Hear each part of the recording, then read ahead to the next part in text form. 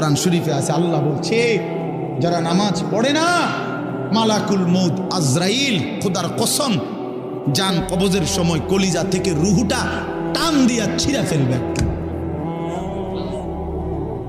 টান দিয়া ছিঁড়া ফেলবে। কাল্লা ইযা বালাগাতিত তারাকি, কণ্ঠনালীর কাছে চলে আসবে, তখন রুহুটা কণ্ঠনালীর থেকে আর বের হতে চাইবে না। গলায় যেমন আটকাইয়া যায়, আটকাইয়া যাবে রুহু বেঈমানের, নাফরমানের।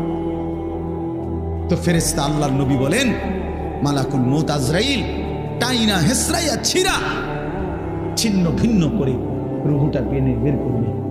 কেন এমন করলো? এমন নির্মম মৃত্যু হলো কেন? এমন ভয়ানক মর্মান্তিক মৃত্যু কেন হলো? কোরআন শরীফে আল্লাহ সরাসরি বলছে ফালা সাদ্দাকা ওয়ালা সাল্লা, কারণ হলো সে আমি আল্লাহকে বিশ্বাস করে নাই, ওয়ালা সাল্লা এবং কি করে নাই,